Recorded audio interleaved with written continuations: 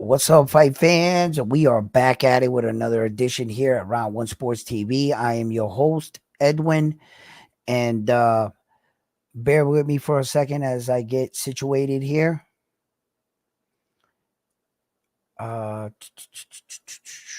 Okay. Yeah, it doesn't seem like my stream deck is registering today. There we go.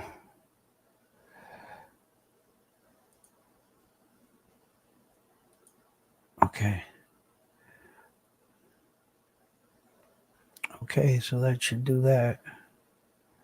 Yes, it should. Okay. Alrighty then. There we go. Let me know that you hear me loud and clear as you tune into the live stream. Let me just get a quip here.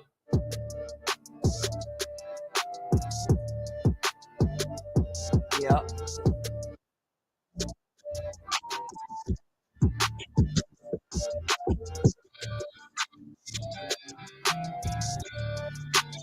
All right.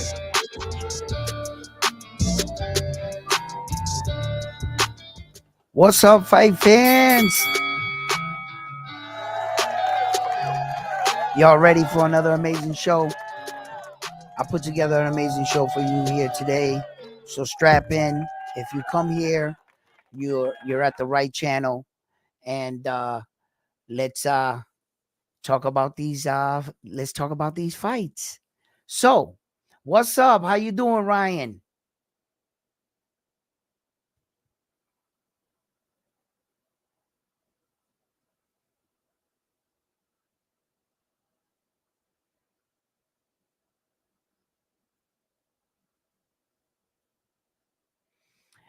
Wow, you're gonna come in like that, hard like that, saying crazy stuff like that right away.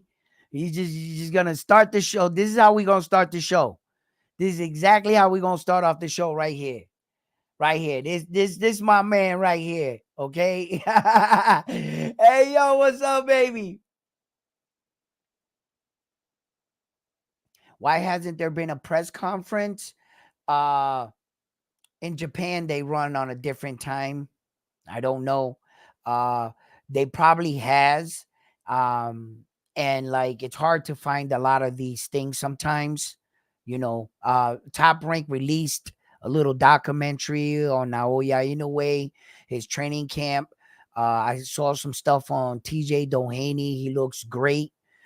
He's got the full abs going and stuff. TJ really looks like he's locked in, laser focused for this fight.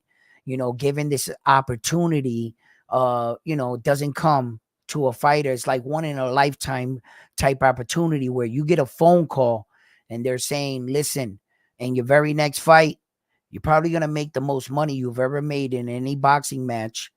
The fight for 4 belts, you have the opportunity of being the first person to defeat Naoya Inoue and take away his O. Then there's a rematch clause gonna be put in place.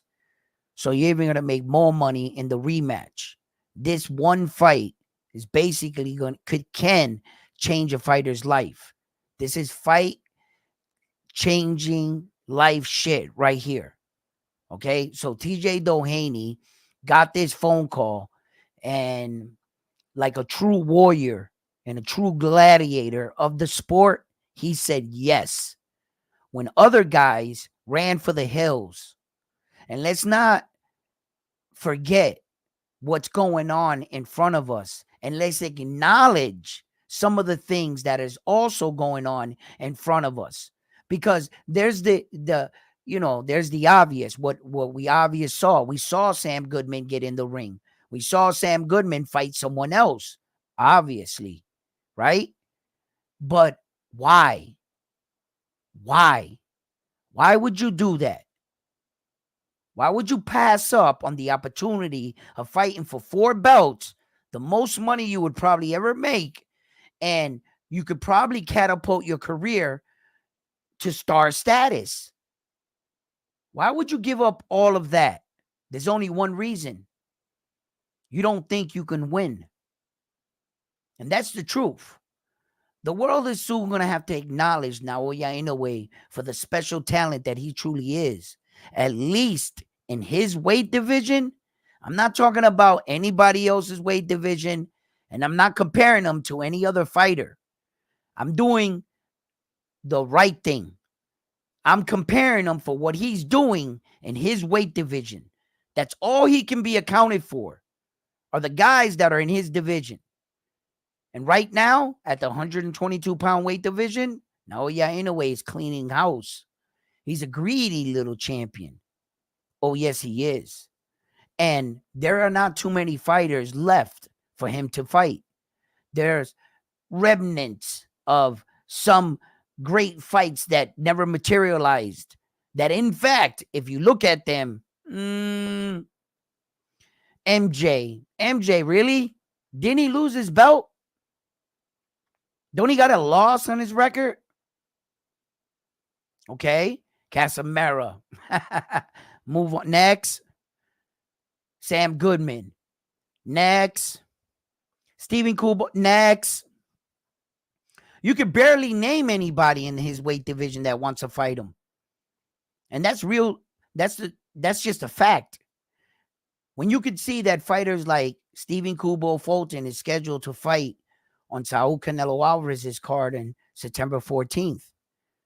And here we are, September 3rd, and he's not fighting Naoya Inoue for his belts back, for his get back. He doesn't want that. You see what I'm saying? What's up, everybody in the chat? Don't forget to give the videos a like. What's up, Bam Bam? My man in the building. That's right, front and center, supporting the brand. We have a lot of amazing fights in front of us, but this Naoya Inoue fight is just around the corner, and I want to show him the type of love we show our fighters out here. And I don't want the world to miss out on such a special fighter as Naoya Inoue. No, I'm not sitting here. This is not the Naoya Inoue show. But the truth is the truth.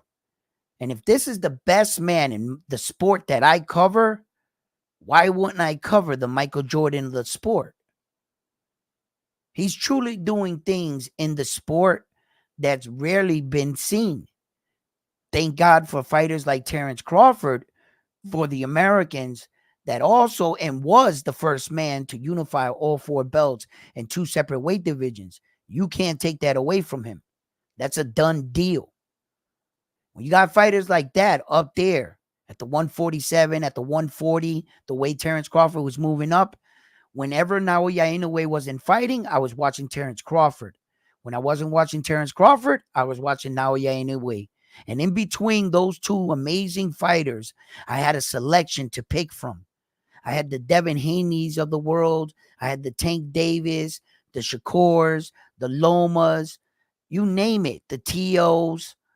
Boxing has been good to us throughout the years. And even in the heavyweight divisions, we had the Deontay Wilder saga with Tyson Fury. And that kept us entertained for a long time. And you have to admit, boxing of late has been very good to us. And with some fights right now being scheduled on, like for September, for instance, September 3rd, Naoya Inoue entered the ring against TJ Doheny. Saul Canelo Alvarez against Edgar Berlanga, September 14th, right? Okay. Then on top of that, you got AJ and Dubois. They're fighting September 21st, right? Okay. Then you got Demetrius Bivol fighting against Arthur Benavidez. They're fighting October 12th. Now check this out, right? They're fighting October 12th, right?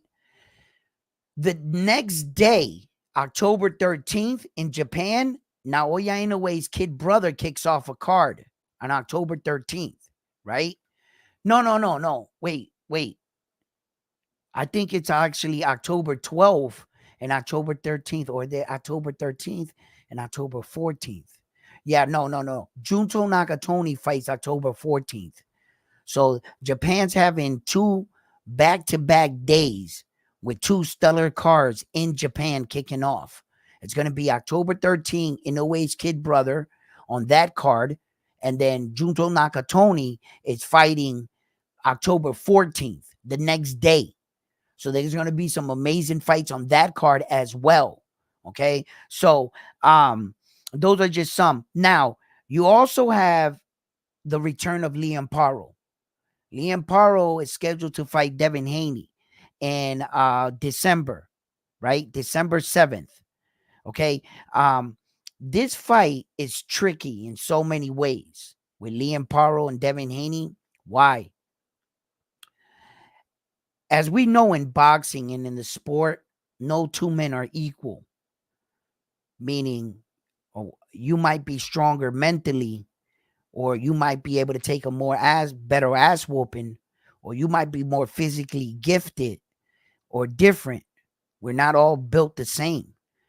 How do we know how Devin Haney's going to respond off that massive whooping that Ryan Garcia put on him?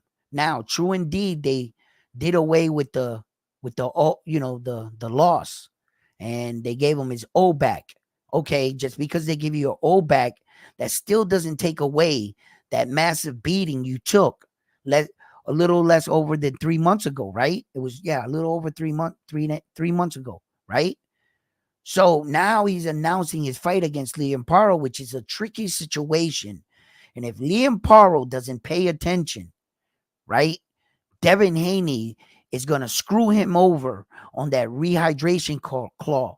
And I made a short video about this earlier, and I wanted to talk to you guys about this. And this is the truth. And I haven't seen anybody else talking about this, right? But I know a little bit about the structures with the belts. And whenever I hear something new about a belt, I quickly go to the belt's website, and I want to find out what the rules are under that belt. So from the moment they announced Devin Haney being a champion in recess, I said, what does that mean? Champion in recess. So I went to the W and I looked up champion in recess and the rule structures for that belt. And then I didn't think anything of it, right? And all of a sudden he announces a fight. He wants to fight against Liam Paro. I said, wait a minute. I read something in that structure. Man, I had to go back and look for it, right? In the rules, because of the fact that it would be considered a unified title fight, they would acknowledge Devin Haney for having a piece of the WBC 140-pound title. They wouldn't have fully took the title from him.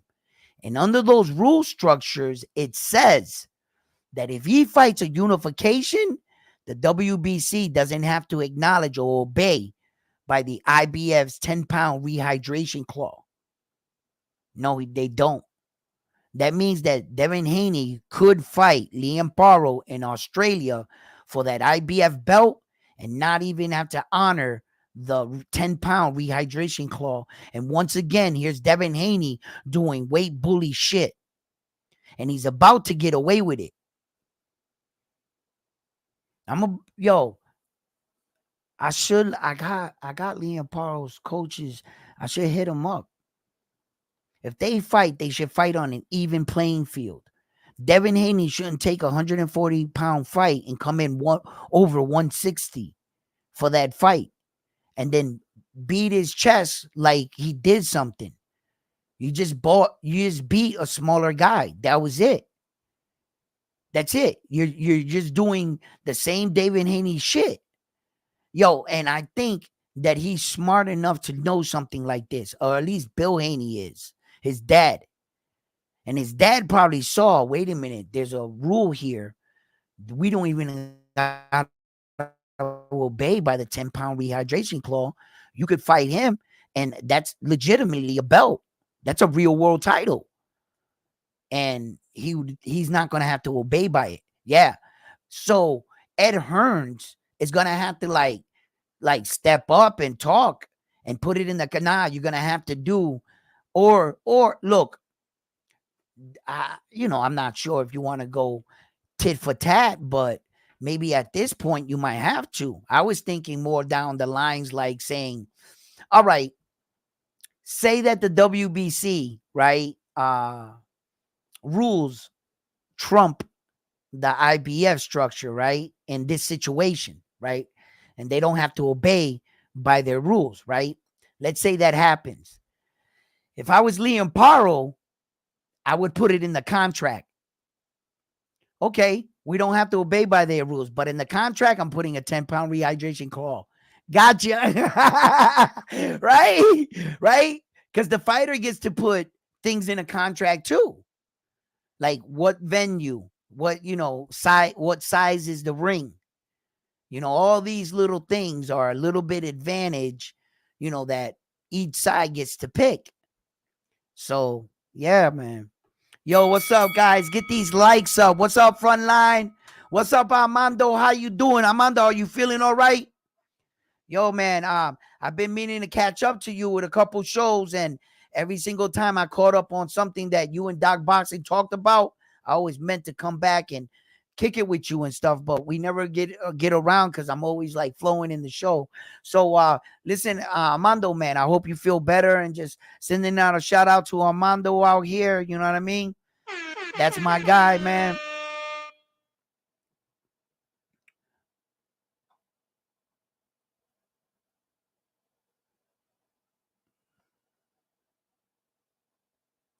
What you saying here, Frontline? What was that? Oh, oh. You guys be wilding.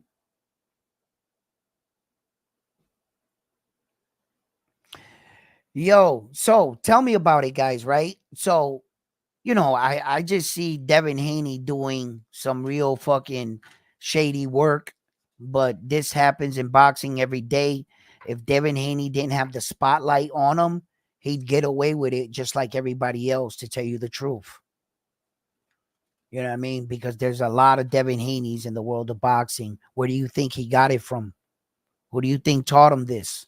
Boxing. That's where he got it from. He's just doing what a lot of people did before him and will do after him. That's all. This boxing thing is wild when it comes to the rules, but unlike the UFC, they let it go too far. See, when the UFC was coming up, its structure started with a one belt system and one guy dictating what city and country they fought in and the rules. The only thing Dana White had to argue against was the refereeing and the judging. Because at the time when the UFC, and still like almost to present day, they were using boxing judges. They had to just start training UFC judges like, like less than like 8 years, 6 years ago. And they're real like judges that just combat sports. There weren't a lot of them, right? So that's all he really had to deal with. See, boxing's a different beast. Boxing is a different creature, right? There's too many people around the world that got their claws synced into boxing. There's so many boxing promoters that you don't even know about. Small guys in every country and state, every rule, referee, all these places and all these outside sources, everybody has a piece of this. What do you think? You're just gonna come in and pull the rug underneath from everybody? Say you guys no longer have an agency? Pull the rug in front? No, you guys no longer have a thing to do with boxing. You're a small time promoter. You've been promoting for over 20 years with boxers, right? And all of a sudden tomorrow they say you have nothing, no, all these people are not going to give up their power, their little bit of status, and their little corner in space that they have in boxing, their little voice. You think you're going to just turn all that off? Make one set rules. You're just going to please who are you going to give all the power to? From all these people that had all this influence all over the world, there are coaches, gyms. They let it get so far out of control. That's why it's truly the wild, wild west of all of sports. Have you ever noticed that ESPN used to never cover boxing until just like 2 years ago, and they don't even do it that good now. They made like podcast shows and made affiliations with podcast shows. That's basically what they did. But ESPN does not cover boxing. No one does.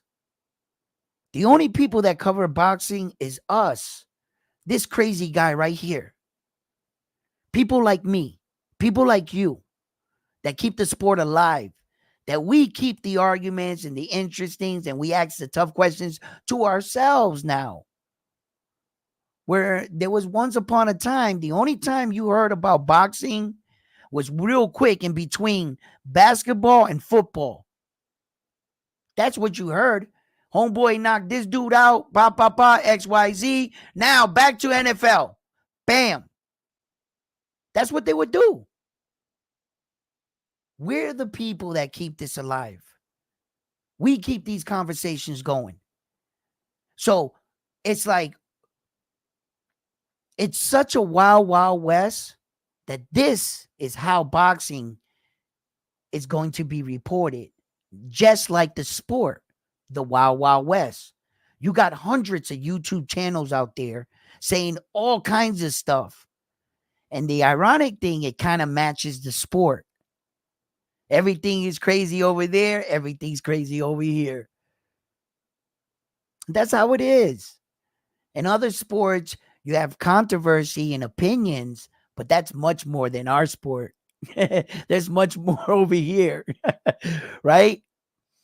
And there are a lot of changes going on in boxing. There are a lot of people that are exiting boxing in recent years. Showtime, a while back, my day, HBO, really showing my age here.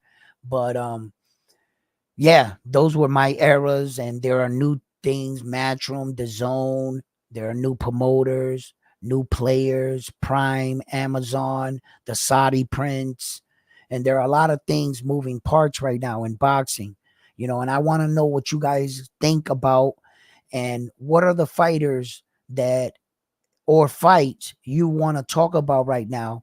And I want to give you guys an opportunity to answer your questions. So drop your questions right now. I'm going to give you a second. I'm going to read the rest of the questions that are going on here.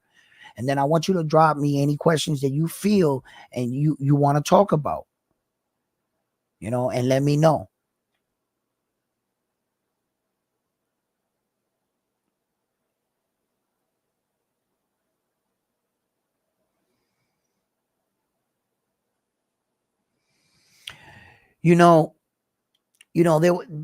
There was a time in America, in American sports, where things were respectable to a sense, to a certain degree. Things were respectable. They were shit talking and everything like that. But I think when fighters like Floyd Mayweather, fighters like look, one of the best showmen. See, there's a difference between showmanship and just arrogance, right? What I believe was a good showmanship fighter that brought entertainment to the fight was like a Hector Camacho. Hector Camacho, he would get up in those outfits and he would bring excitement and flair. Now that's showmanship, where that other people were turned off by Mayweather's flamboyant arrogance. And what he tried to do was play the villain. And that was a different form of entertainment. Back then, I didn't understand it like I understand it now. You see? So I understand the two. But as far as America and the way we conduct ourselves versus Japan fighters, you're 100% right. Because the art of fighting is sacred. It's a combat sport that most of us see the beauty and the purity in the sport. There's nothing like going out there and competing. And there's multiple levels of competition. Meaning, if you're just going out there to fight and you want to just get a fight off with a guy, there's nothing like a combat fight. Now, if you were on a different level and you had a different mindset where you were trying to prove that you were the best fighter in the world, now that's a different road traveled. You understand? And that's why I mean that there are different levels, but there's all different levels of fighting. And you can enjoy it on any level and see the beauty behind all the violence. You know, I think that American fighters, um, they they went under this perception, right? That when some of the best guys that did it talk shit, it kind of gave you the persona that you can talk shit too as well, and that's what you need to do. But have you ever heard the phrase "don't repeat everything you hear"? Some of these guys shouldn't try to react what they're seeing, because when Conor McGregor came through the UFC, he talked a lot of shit. But he was all actually funny, and he was right to the point. The difference between a man like that talking shit and just a regular guy is that he also had the it factor behind him. He had that it factor that we don't know why people attract to certain fighters, right? And sometimes if you have that it factor and you start talking shit, that's going to give the impression to the other fighters that this is what you see what I'm saying. And I think American fighters took that also from like different American guys talking shit. And these guys, what our guys didn't understand was these guys were in situation where they had to talk shit. They had to get eyes on them to get the people in the ring to fight them. And sometimes that can get lost in translation, that it's just like, and look, here we are. When our fighters don't talk about shit talking, regular shit talking, no, they talk about your wife, your kids, your mother. I'm banging your girlfriend. Yeah, that's what our fighters talk about. Everything but the fight. Yeah, hey, what are you going to do in the fight? I don't want to give away too much. Fuck your mother, man. Fuck you. Yeah, I'll bang your wife. Yeah. Like, what the fuck is this? Like, America, bro, real distasteful. I can imagine what other countries, how they view us and shit, you know? And I was watching Naoya Inoue, the his training and everything, and I was really paying close attention to everything he was saying. Sometimes the translation can get lost in what he's saying. Me being a bilingual man and having a native language myself, right? I know that when you talk Spanish, Puerto Ricans, when we talk Spanish, it's backwards in Spanish. And if you say it in English, it doesn't sound right. Because when they say, repeat what you just said, you're basically going to say it backwards. But when you say it in Spanish, it makes perfect sense. Because that's the way you were taught. You see? So, sometimes when they explain things, I think, well, maybe he was trying to say something else, right? But the one thing that was certain, that he's the type of fighter that he doesn't just fight for himself. He's not just fighting for his own legacy. And he made it clear. Now, yeah, in a way, it was like, I care about what the fans think about me, about what they see. He cares about the person that saved up to buy a ticket, that fought the traffic, that maybe rented a hotel room, that got up the elevator, that came all the way and sat in a seat to come to pay to watch him. He cares about what you're seeing. And as a fighter, that you can just admit that, like, I know it doesn't seem like something that big, but most fighters in America, I don't care what anybody thinks. I don't care what this guy, I don't fans or whatever, right? They're always so aggressive, right? And Naoya Inoue cares about how the public views him as a fighter And what are the stories that they're going to tell about him? He cares about that. He works hard to make sure that he's at his best so that he can perform at his best, so that when you go back and talk about him, you at least when they go to mention his name, they put him and talk about him among the greatest fighters in the world. And those are his goals and ambition in life. um I did watch the video again and again, and he kind of flaps back and forth. He kind of gives the impression that uh he wants to move up after uh the calendar year's up, and he acts like everything's on schedule. And then in another sense, he kind of acts like he's gonna stay where he's at. So it's a little confusing, but yeah. All right, you guys are starting to text away. Let's see what you guys are talking about here.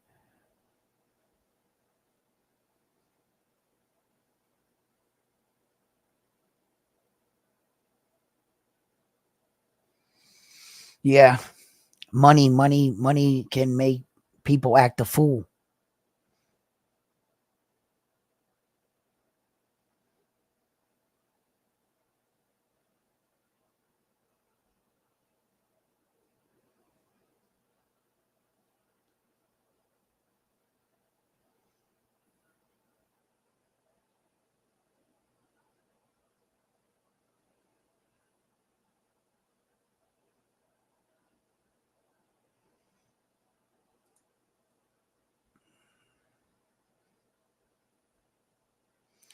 Yeah. Yo, what'd you say, frontline? Yo, Edwin, thoughts on what's that say? The WBO ordering Crawford versus. We all knew that was gonna happen. We were just waiting for Sebastian Fundora. Okay, right. Sebastian Fundora. Remember when he suffered the broken nose to Tim Tszyu, right? And they quickly try to order that fight right after that fight with Terrence Crawford for the WBO. Because what Terrence Crawford was doing is that he activated the mandatory at 147 to fight the adjacent 154-pound champion, which everybody thought at the time would be Tim Tszyu. So when that was ordered, um, Tim Tszyu had a gimme fight scheduled with one-time Keith Thurman. Keith Thurman pulls out, enters Fundora. They drop it to the 154. The title's on their line. Then the WBC came in, slithered their way into everyone's event. You know how they do, right? And put their belt in. You know what I'm saying? So, and then it became like a two belt for two belts, right? So, what happened was Sebastian Fundora upset it the night, and the WBO put all the responsibility on Sebastian Fundora. Now, Sebastian Fundora's camp, father and manager, they try to get out of it. They try to his father was like, damn, man, my son just won the belt. And right away, you guys want him not to just fight any fighter, but the best fighter, probably arguably on the planet. That's who you want my son to fight? Like, let him fight. All these other fighters are fighting these ducks. All these other fighter champions are having long reigns. And right away, no sooner than my son wins two belts, he's got to fight the freaking number one fighter on the planet. Like, what the? So Sebastian Fundora and his father, and his team were thinking on ways to get from underneath that. Okay. So what happened was they got the doctor report. His nose was officially broken. Bingo. Here comes the games between managers, promoters, and fighters, right? That let the games begin. So once he got the thing, oh, my nose is broken, the WBO threatened him to strip him and give the belt, let Terrence Crawford fight for the vacant belt, right? And then Sebastian Fedora's team said, hold up. How the fuck are you going to strip him if he's suspended by the Boxing Athletic Committee? They suspended him because of the broken nose. So the WBO goes back. They're like, right? So they want to please Terrence Crawford, which he made a request, and it was granted. So Terrence Crawford's team's asking, where the hell's my belt? My fight for my belt, the WBO. Wait a minute, Mr. Terrence Crawford. There's been to seem to be a hiccup.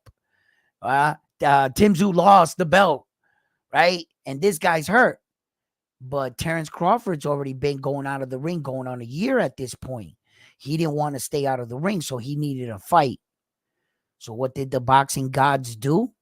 The boxing gods went shopping around for another champion, and they came up with Ismail, the 154-pound WBA champion. They fed the story to Terrence Crawford and said, listen, if you fight Ismail for that WBA world title, in fact, we're going to put up our WBO interim belt on the line so that you put a more pressure and you don't lose your spot in line. Because the minute he leaves the 147, right, and he wins that interim belt, read the fine print on the WBO's rules and structures. You cannot occupy 2 WBO titles in no weight division. Meaning you can't be the 147 and the 154 at the exact same time. The minute you win the 154, they take the other one away. It's the only belt in boxing you can't occupy them at the exact same time. You could have 3 fucking IBFs if you could do it, and simultaneously throughout weight divisions if you want it. 3 WBCs, whatever you want, WBAs. But you can't do that with the WBO.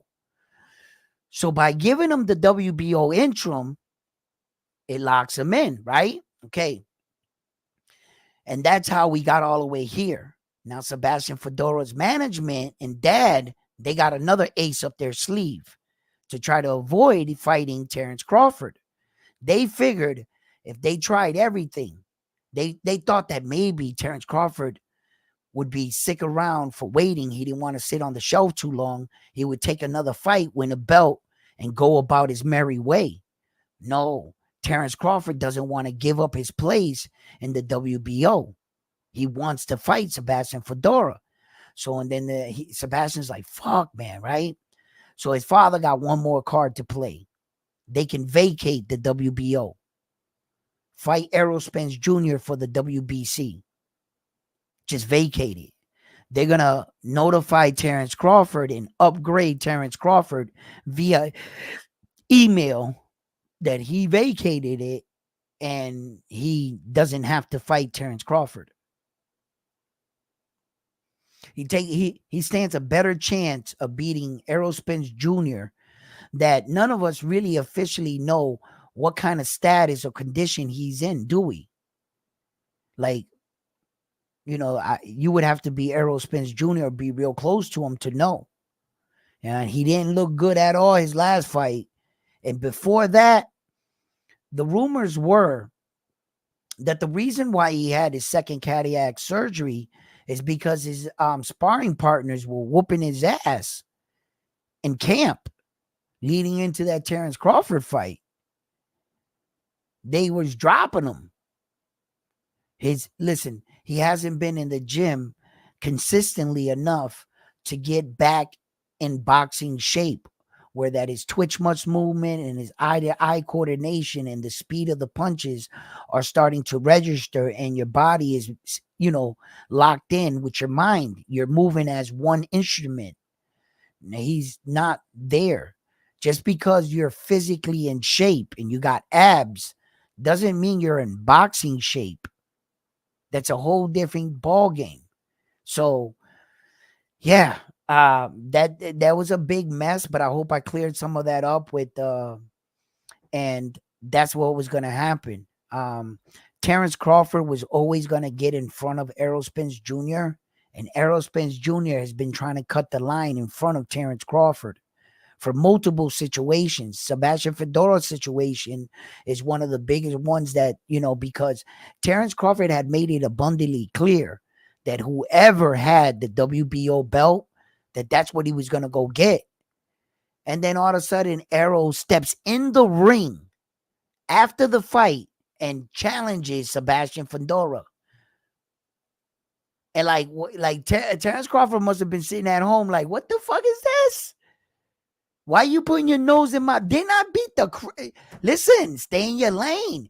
And it's a dog eat dog sport. If you're gonna get yourself in position, sometimes you got to get up and do the footwork, right? That I can't blame Errol Spence Jr. for trying to get the bag. Get the bag, bro. You know what I'm saying? So like, nah. I mean, hey, it's a business. You know what I'm saying? What's up, Bam Bam? How you guys doing? Come on, can we get these likes up? We dropping a hot show today.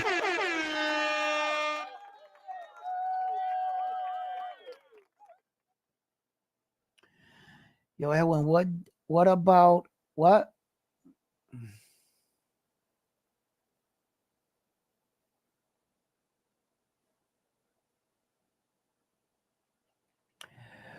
He's he's not asking to buy them out, right? To buy like per se, like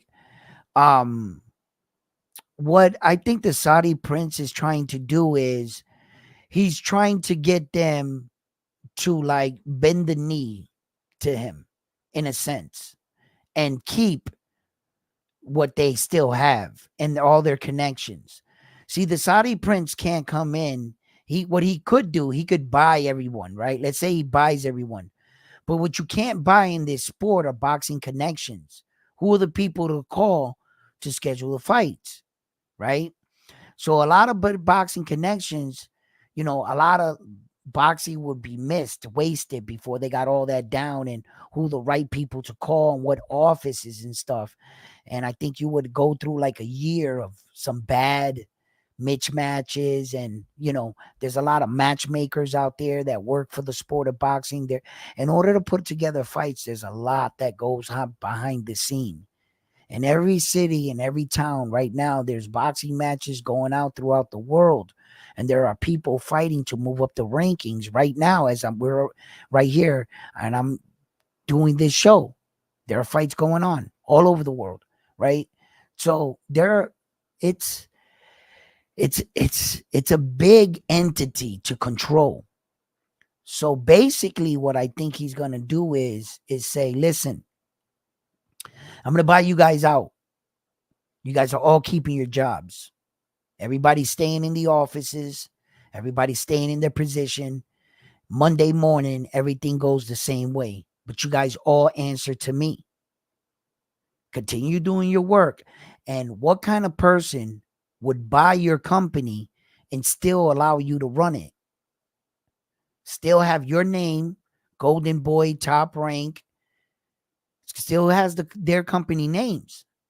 He's just pulling the strings. He wants to be the guy pulling the strings to make sure that we don't get robbed of these fights no more.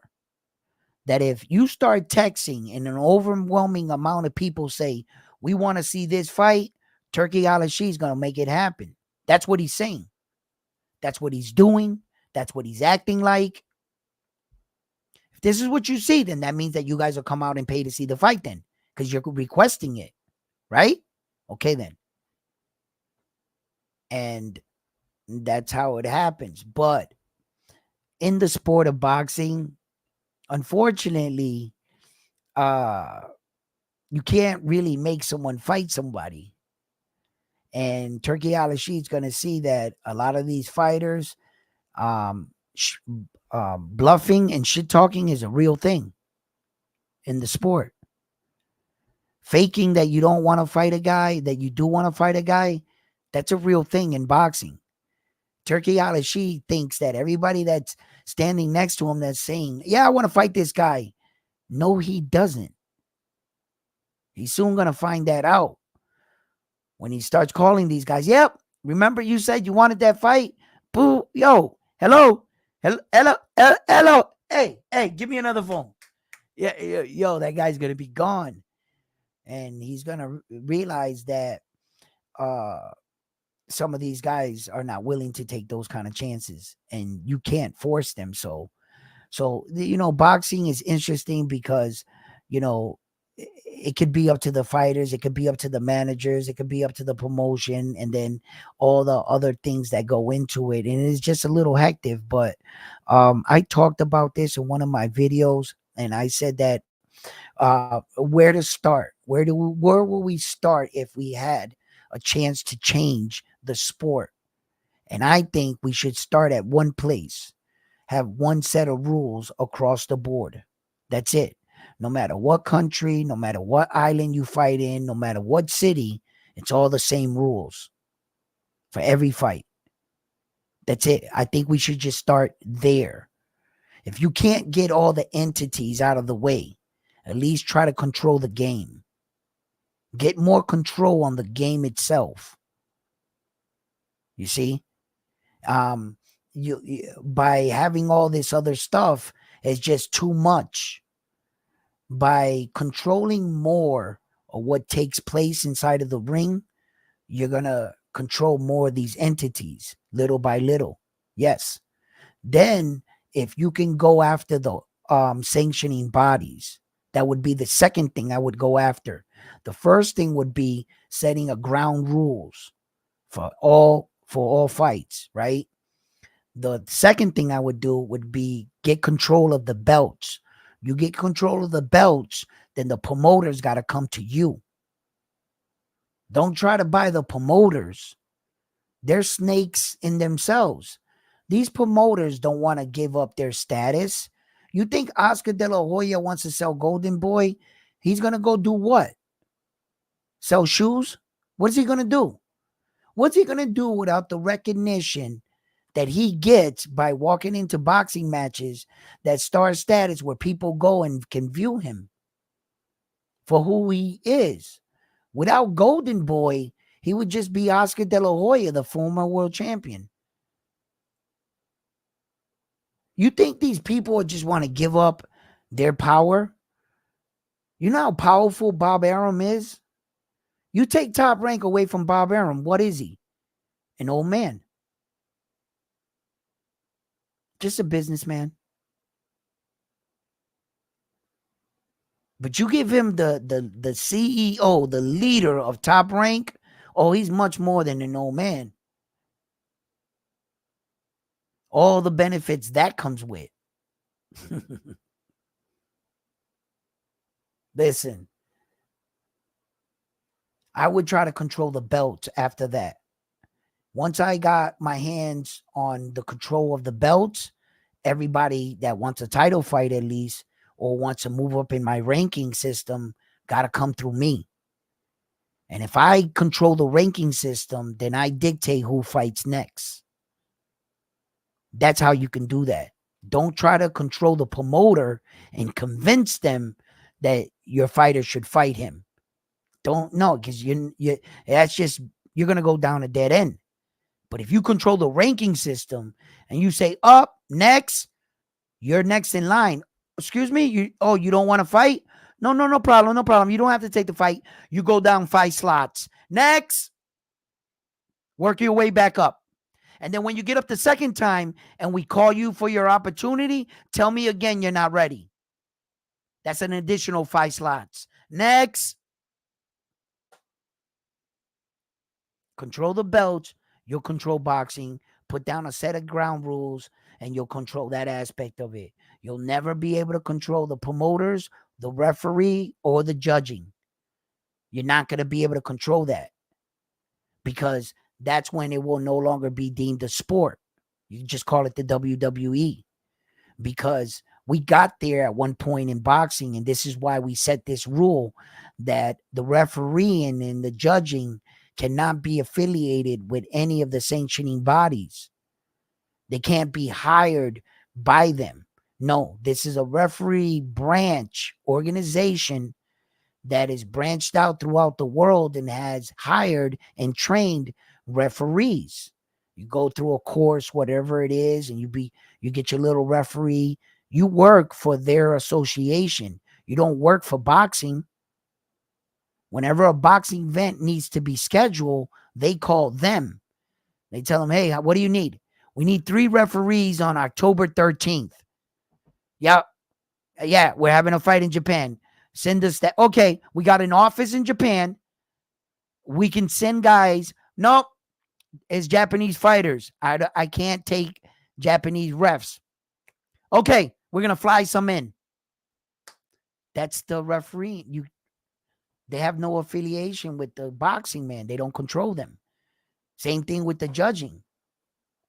And that's how they are able to put some kind of fairness in the game. Whether or not people get to the referee the night of the fight. Listen, we want this guy to win. Whether or not that happens, I don't know. But I'm just telling you what it is. Yeah. And every sports have been mad at the referee. All these referees, you hear them. This referee shit gotta change. This gotta stop. This referee was being biased. This referee was this. And I'm sitting back thinking, whose side was the referee on? Because he has no ties to none of the fighters and shit. I guess they would have to get to him and buy him. Hey, Devin Haney. Hey, I don't know, man. I just think shit happens sometimes, man. And sometimes things can play out and look a lot worse than they are, but there is cheating that used to happen a lot in boxing. There's cheating that can happen. You could pay all the money you want for a referee, but I tell you what, to take that away, a right hook. Your referee better, I hope you get a refund for your money, because I just knocked this sucker out. Your referees and your judges were not needed. And that's what the beauty of the sport is. That you can dictate your own fate. You want to change your stars? You want to win this fight? Handle your business. They can't take that away from you. Knock them out. Yeah. So it is a sport where that the winner is outcome can be on him or her. They just got to take care of business. And that's straight up, man. What are you guys saying here? What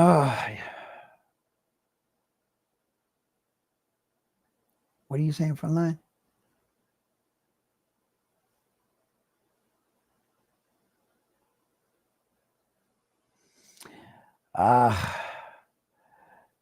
What are you guys doing?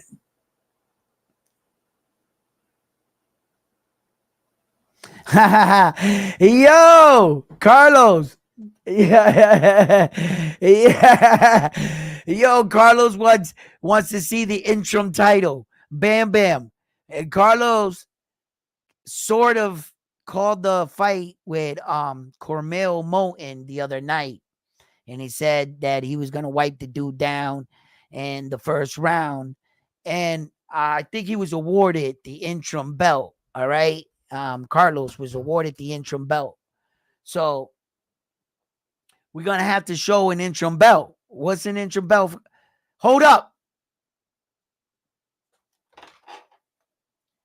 Carlos got the IBO title of the world. The IBO title of the world. Yeah, Carlos.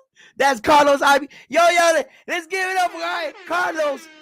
The IBO Notre Dame champion of the world. Calling these fights like no other. He called the exact round. Might have called the exact time. We're going to have to check the footage. But this is Carlos' belt right here. He's representing. He's putting it on the line. In fact, we're going to be putting it on the line. The next scheduled fight, I believe, is Naoya Inoue. We have a lot of amazing fights on that card. But this is Carlos' belt right here. You know what I mean? This is the interim championship. And then Bam Bam is the fully upgraded champion. Now, I think Bam Bam and Carlos going to have to show which one skills can really pick these fights. I'm curious to see. I'm like, yo, let's see if really, which one really knows what they talk. The Notre Dame belt.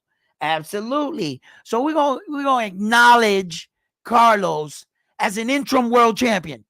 Notre Dame's interim world. Yo, Bam, he's threatening the throne. I think you need to show him how you call these fights, Bam Bam, like nobody's business. You know what I mean?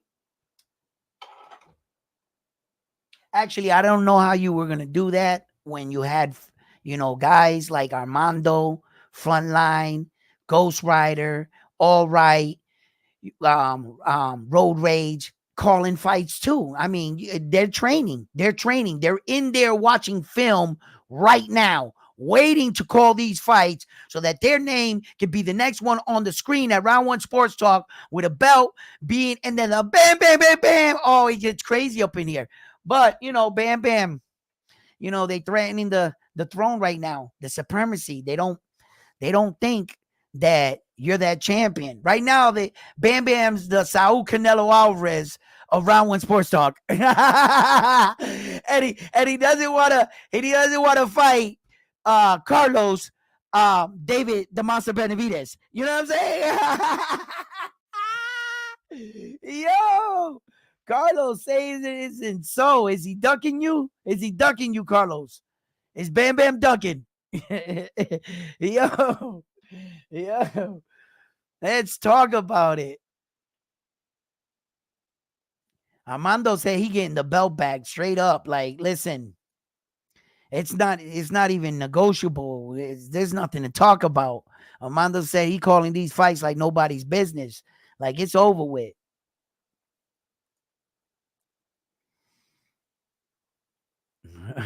Yo, yo, Bam Bam saying that Carlos' belt is bootleg. It was made in China. Yo, Carlos, what you got to say about that, Carlos? Come on, Carlos, man. Listen. Oh, man. Yo, look at Carlos. They ducking.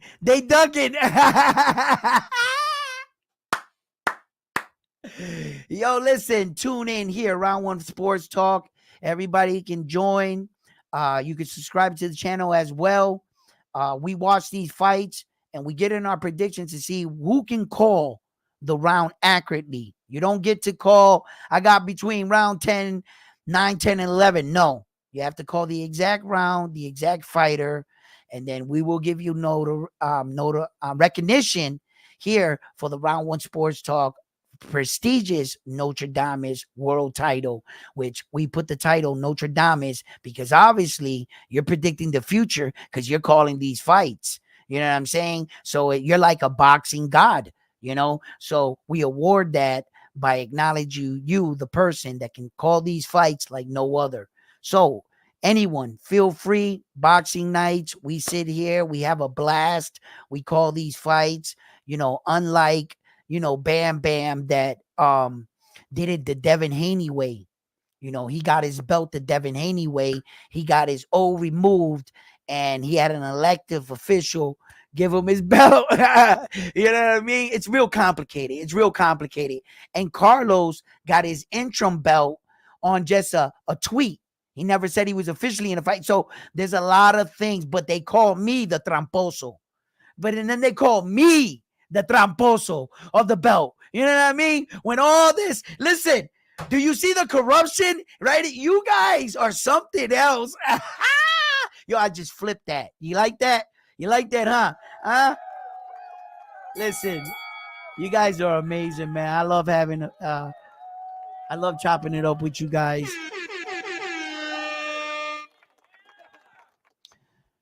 Listen, we're just gonna have to check Armando's credentials and Bam Bam Boogie's credentials because apparently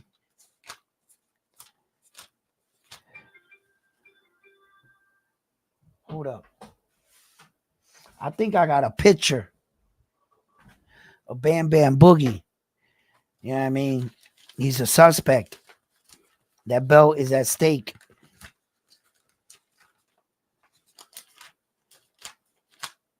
Well.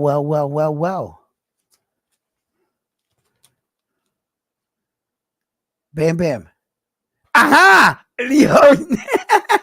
Yo, that's Bam right there.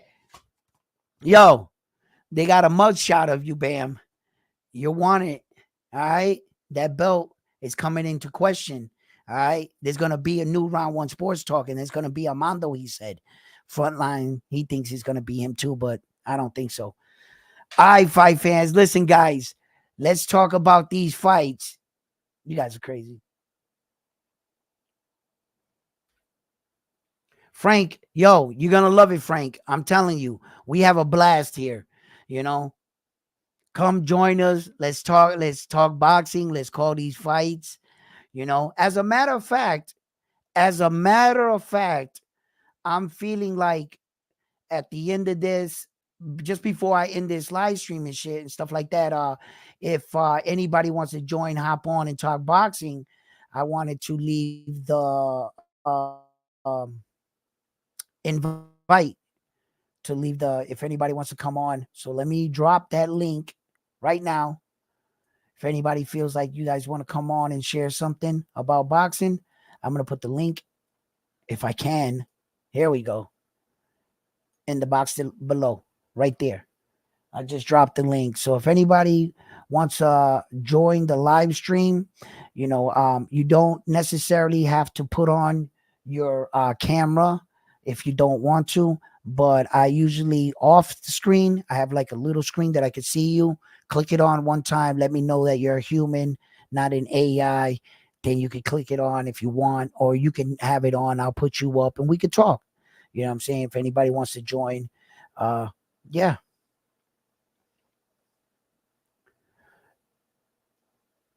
Yeah, I think I pretty much did it the right way. I think if somebody pops up, I'll be able to see it here because I'm using StreamYard today. If you haven't noticed, I'm just switching it up. I'm trying to see like which one I could do it with the best and add the stuff. So, Bam Bam versus what? Yo,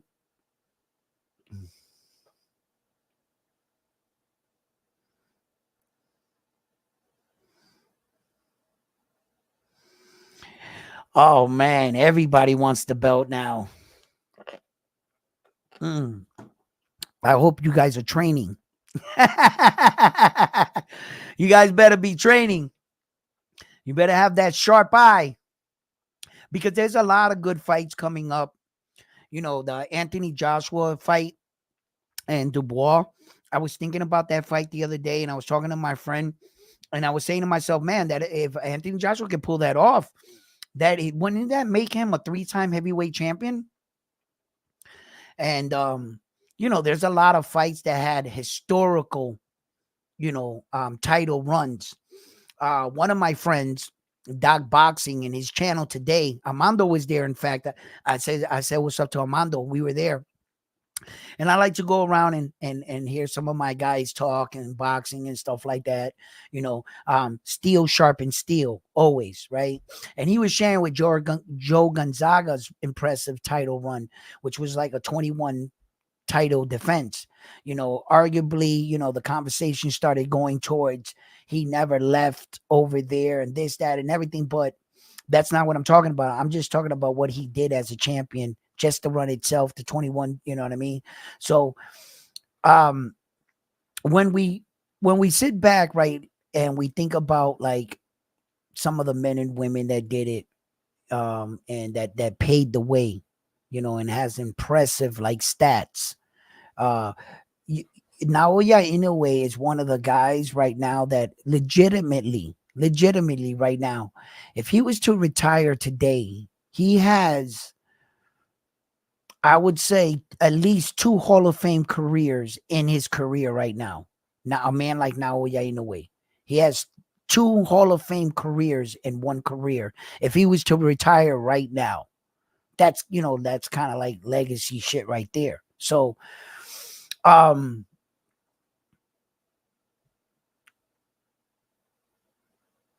the the way I see Anthony Joshua and the Bois, right? Okay. Dubois made me a fan his last fight. He proved himself his last fight. I have a tendency of forgetting how young he is, right? But he really proved himself. The more I think about it, I think, sometimes I have to remind myself this in the sport of boxing that I can't allow myself to be caught up on the fighter's name or who he once was. Sometimes I'm guilty of that. I got to snap out of it. Anthony Joshua was a great fighter before he was defeated, by Andy the Destroyer Ruiz. Once Andy the Destroyer Ruiz beat him that time, I don't think he's ever been the same. And then he lost the 2 fights against Usyk, right?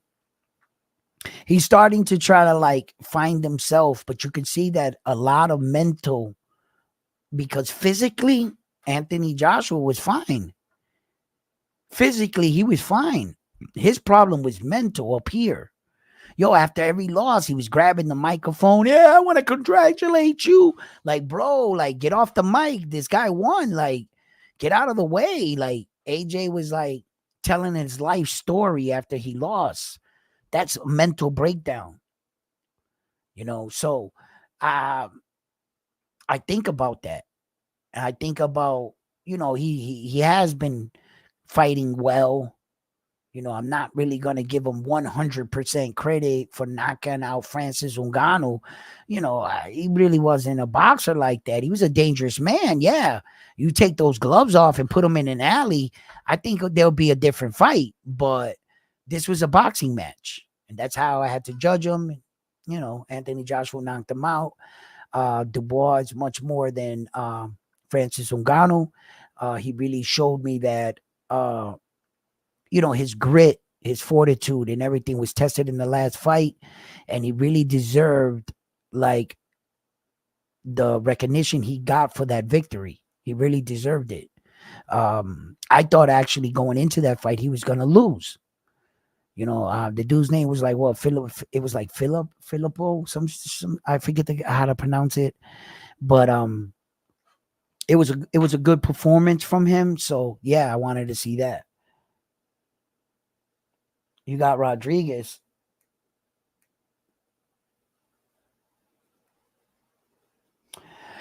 Yo, there's been a lot of talks of Emmanuel Bam Bam Rodriguez coming up, right? And you know, Bam Bam Rodriguez.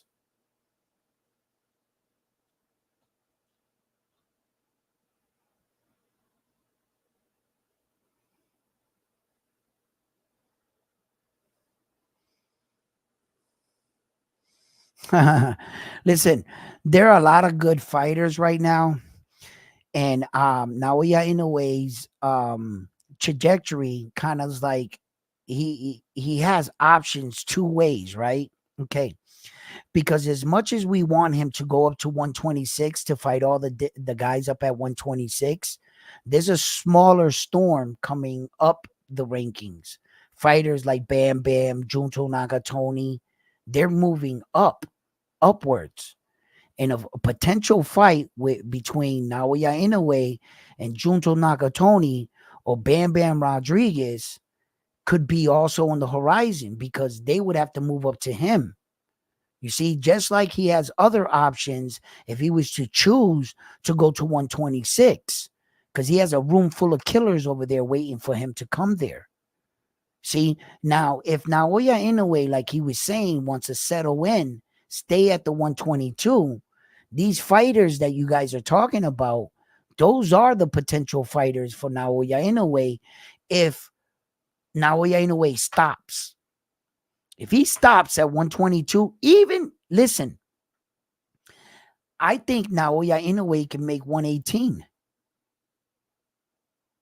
Yeah, I think he can go back down. I think he can help them. Fighters like Bam Bam Rodriguez, no. You don't have to jump up that many weight divisions. I think I could still make 118.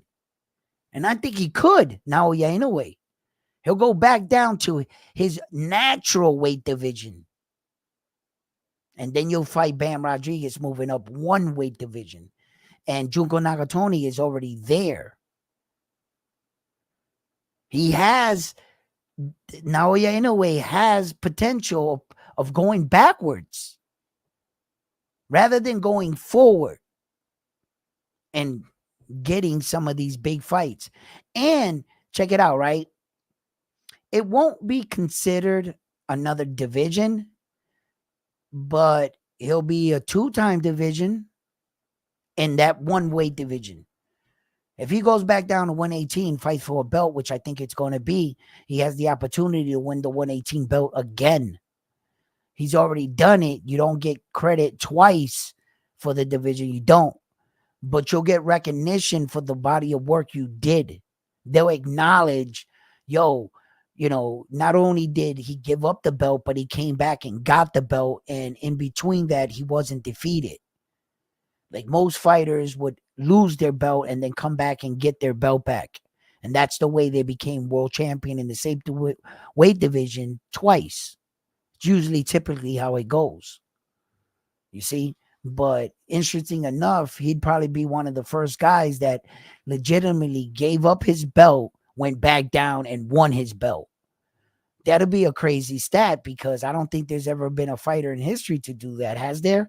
That hasn't lost. Like he didn't go up and lose and then come back down.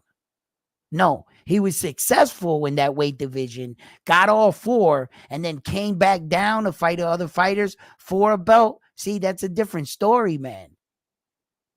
So yeah, I've never seen no shit like that. But if he wanted to fight these bigger fights, which he talked about, having fighters that would push him to that ultimate fight. And Naoya Inoue talked about it, and he said, even if I was to get battered or lose in the fight, at least I know that if you beat me, you beat the best version of me, and there's nothing to hold your head down low about that. I won't even be sad, he said, because you would have beat me at my best. That's where he's at. What he asks himself, it's not what's next for him in boxing. What do the people want him to do? Who do they want him to fight? And he fights and just keeps fighting to just keep getting better and win. He cares about what the fans think about his opponents. That's why he's constantly only fighting world champions and the top guys. No matter how many times he fights top guys, he's still getting criticism because of the way he's making it look. And it really speaks to, the kind of fighter that he is. And that's why he looks that good and that special. So Naoya Inoue is levels above a lot of these guys, but there are guys that are on his level. Naoya Inoue, in the next year or so, the room is going to start to get tighter. And the top guys are going to start to surround him. He's going to have to fight his way out of that. And when the smoke all clears, we're going to find out who the best fighter in those divisions are. And I think he's going to reign supreme. He's a very smart and crafty fighter. Make no mistake, he has a lot of power and he is the real deal. You can allow these YouTube channels and all these people say what they want about him, but at the end of the day, what do you see him doing? Winning, winning, winning, winning, winning. And it's not how actually, in a way, it's how he's winning. Yes. Because you could say that there's a lot of fighters that win, but they don't win in spectacular fashion like Naoya Inoue do. So it's kind of like, yes, it's how he's winning these fights. And he's truly like, they're putting him up, he's putting them down. It's like that, straight like that. At 122, just the 3 fights that he had where you can make a strong argument. He fought 2 undisputed unified world champions, 2 unified world champions that both, Stephen Kobo Fulton was undefeated. He was undefeated. He fought 2 unified world champion and the top number 1 ranked contender. He already wiped out the 122, basically, essentially. Everybody that beat everybody to get there, he cleaned them all out. Yeah. So rumors have it Sam Goodman is still insisting that he's gonna make this fight now, or that he doesn't want to lose his place in line. I don't know if he's just clout chasing and he's just still trying to attach his name to Naoya Inoue. But I saw a video of him saying, I don't know if he still feels like that today, because think about it, the video was taken a little bit while ago. So yeah, I should have thought about that. Yeah, I want to see what he feels about it today. I really didn't never thought that Sam Goodman was ever gonna fight Naoya Inoue, to tell you the truth. But there's a lot of big guys. So trust me when I tell you, um, he might close out the year with MJ. MJ and his promoters just might come around. I mean, if that guy still hasn't learned his lesson by coming in between some of the biggest fights, MJ's promoter and them guys, that MJ needs to step up, and see if he can get this fight together. I remember one time it was Manny Pacquiao and Floyd Mayweather. Um, there were a lot of rumors of why that fight never got made. And one time, I guess, Floyd pulled up on Manny Pacquiao at some game. You guys remember this? And he sat down with Manny and told him, "Yo, like, what's going on?" And Manny's like, "Well, you tell me. I've been," and he goes, "No, I never said that. I never did this, blah, blah, blah." They worked it out. Soon after that, we had ourselves a fight because the fighters took initiative to meet one another. The promoters can be saying a lot of things, but they're so greedy that they're asking for more, and they're not telling you that they're blowing your opportunities because they got greedy. So sometimes, if Marlon Tapales really wanted to fight Naoya Inoue, pull up on him respectfully, and be like, waving the white flag for right now. Listen, all I want to do is talk. I really want this fight. Why isn't you guys? No, your guys doing this. Your guys saying that. Let it all be known right there, and you'll find out why you weren't getting this fight, Marlon Tapales. Because I don't know why Bob Aaron's that mad at them dudes. They must be asking for some outrageous shit. Bob Aaron's a dick sometimes. He's a shark, but he's a businessman. He's a businessman. And he already got the ace up his sleeve. He got Naoya Inoue in his corner. He's real confident with his fighter. So that's why I don't think it's coming for Bob Arum Top Rank.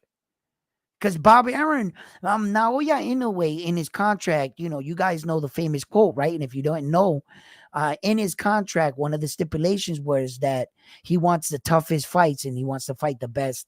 And he wanted to fight a champion right away.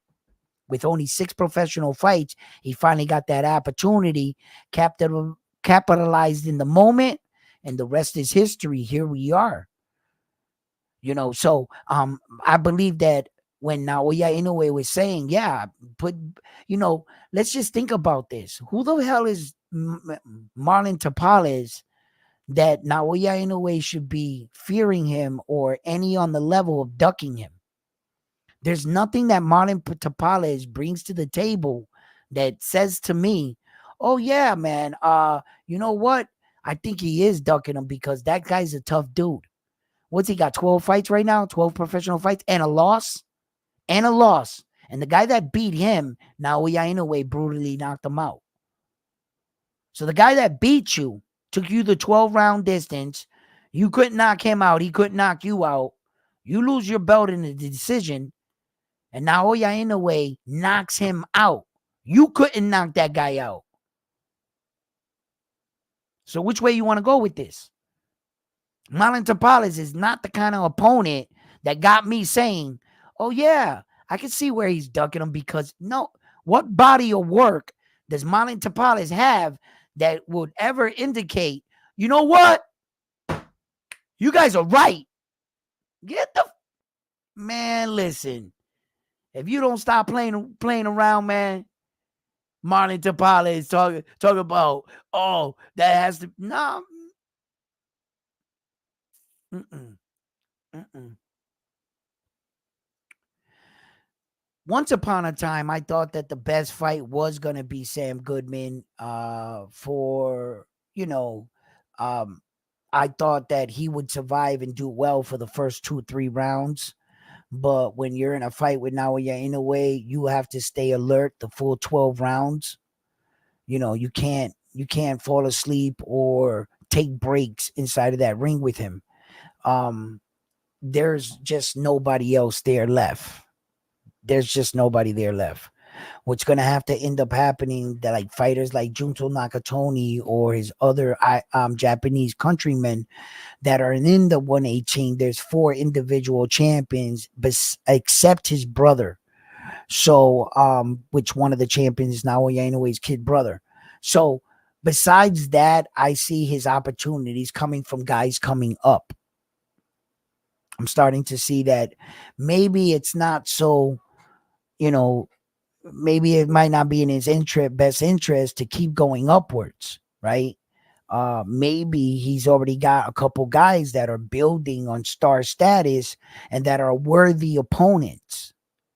And I think that Bam Bam Rodriguez and Junto Nakatoni are worthy opponents. They are worthy opponents. So yeah, I was like, okay, I can go that way. I can go that way. I could see, and I really believe that Naoya Inoue, if he wanted to, the type of fighter he is, he'll make 118 again.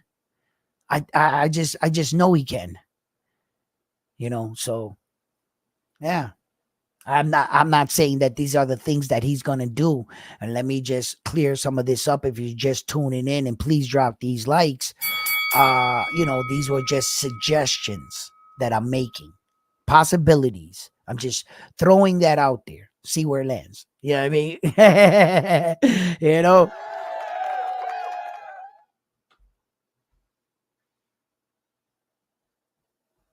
Wow, let me catch up to you guys. What's up, guys, man? Pitbull? Tia Lopez? What? What are you guys talking about? Stop it. Stop it. Now I'm catching up to you, catching up your messages that you text in between my conversations, right? It's typically like that. Yo,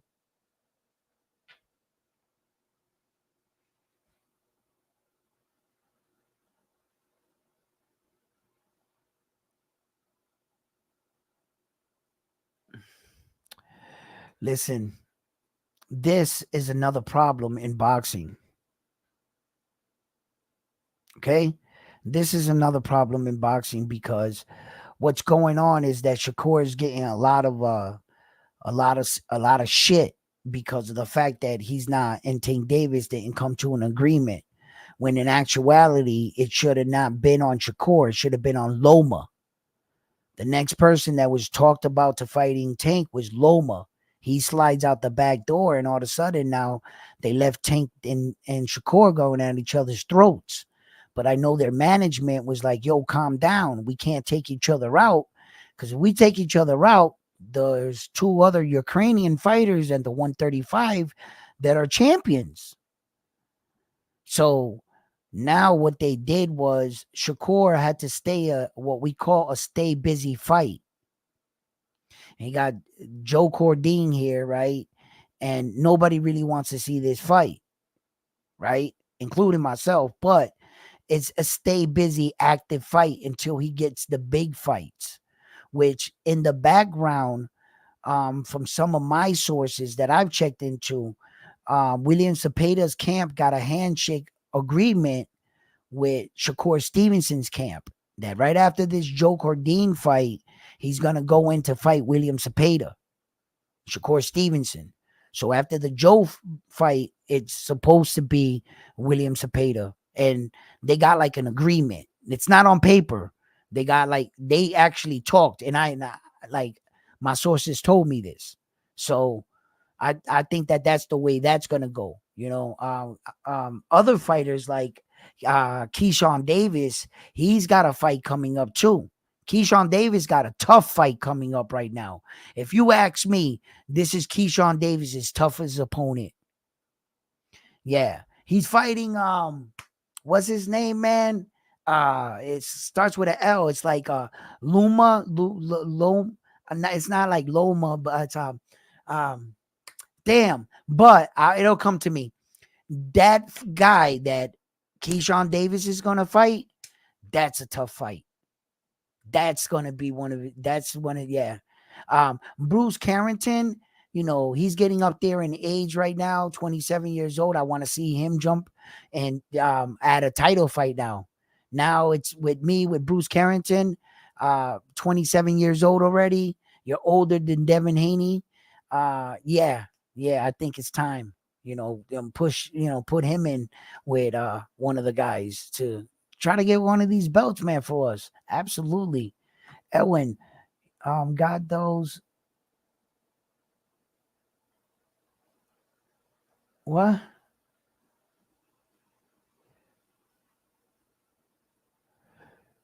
The Stevie Wonder joints on. I can't see shit. yo, I'm a referee. I'm a referee. I ain't see nothing. I ain't see nothing. yo, yo. Yeah, yeah. Lemos. Yeah, Keyshawn versus Lemos.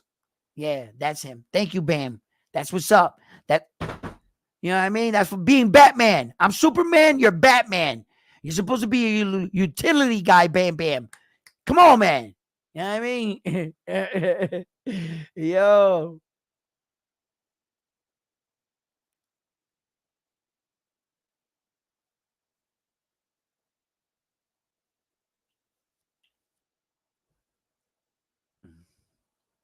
Dark as hell. You know what I'm saying? I can't see shit. Let me call these fights. Yo, I didn't see nothing. Yo. Ah.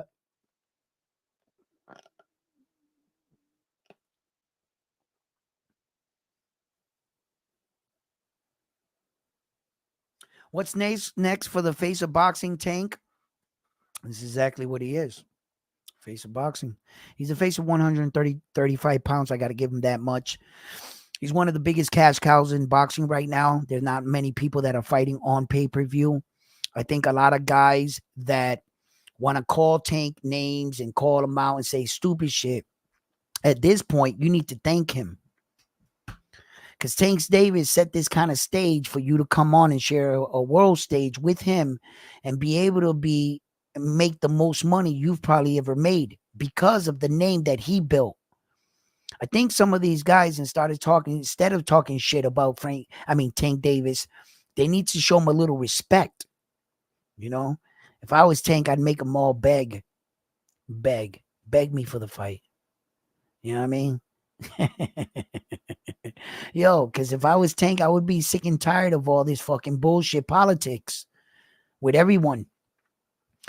The guy that probably would be most likely everyone wants me to fight is a fucking fight that I can see that's going to be probably one of the most boring. He's probably thinking in his head he's going to have to chase down Shakur Stevenson, which in actuality, that can't be the truth, right? It's a possibility that could happen.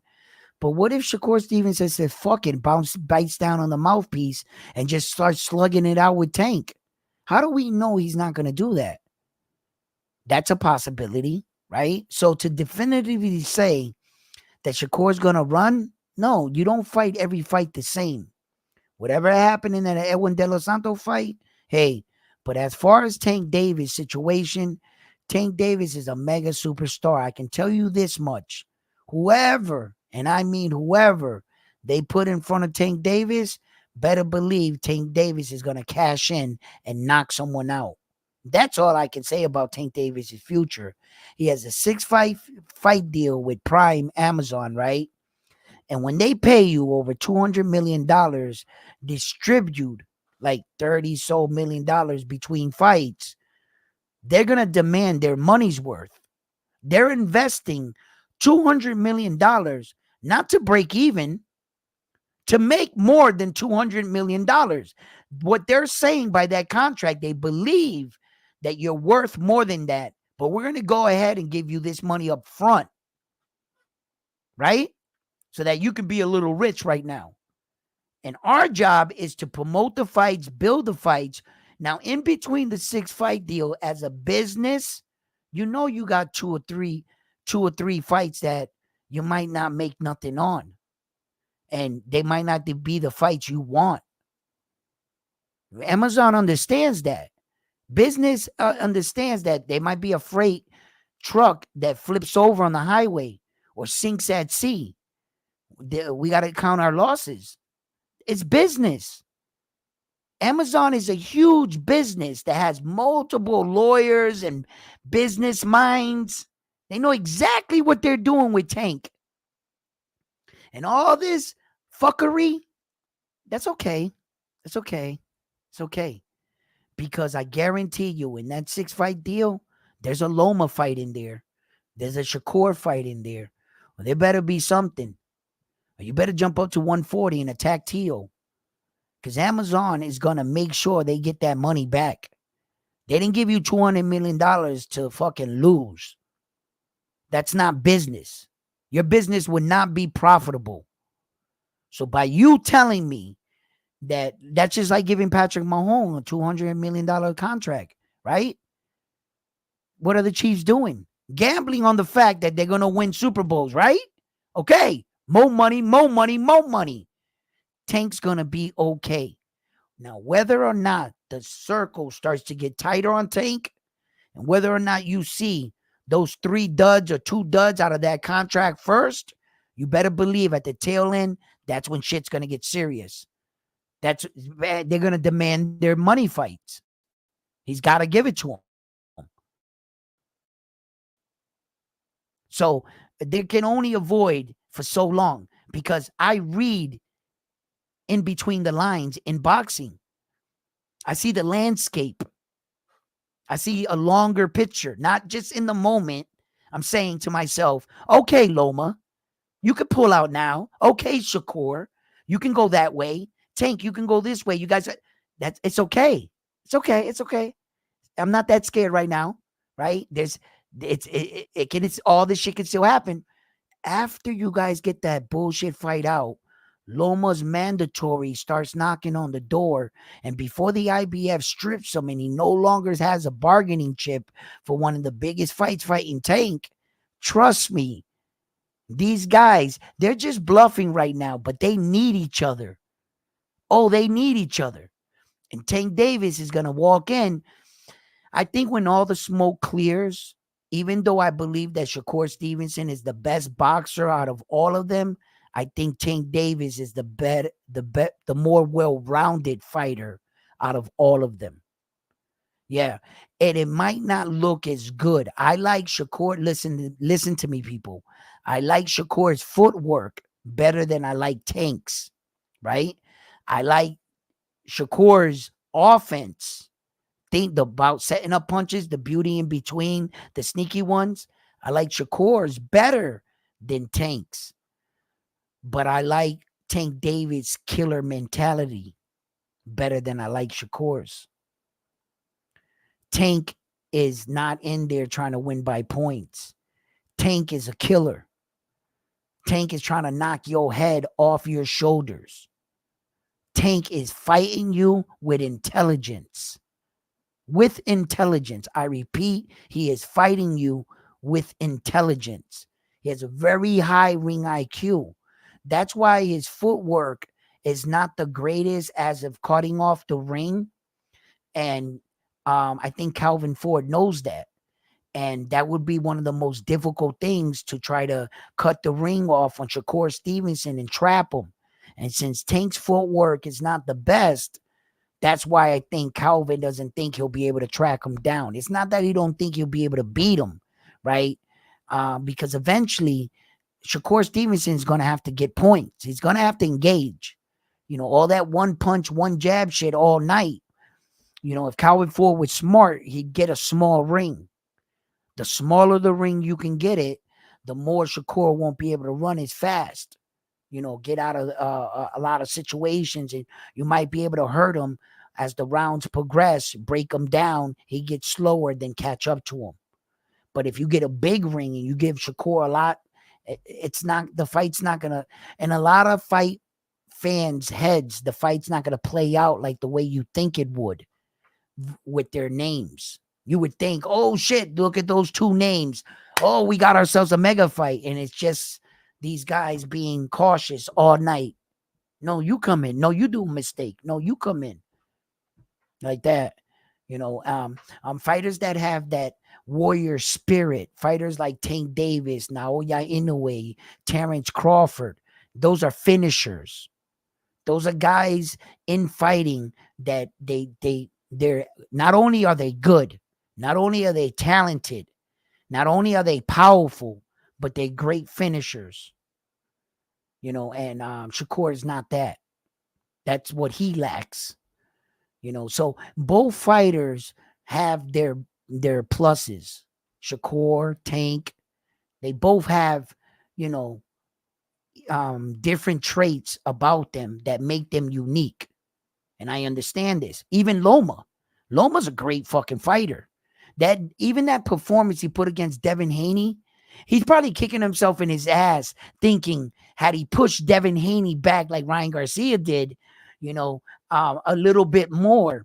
But he was just so much little than Devin, So yeah.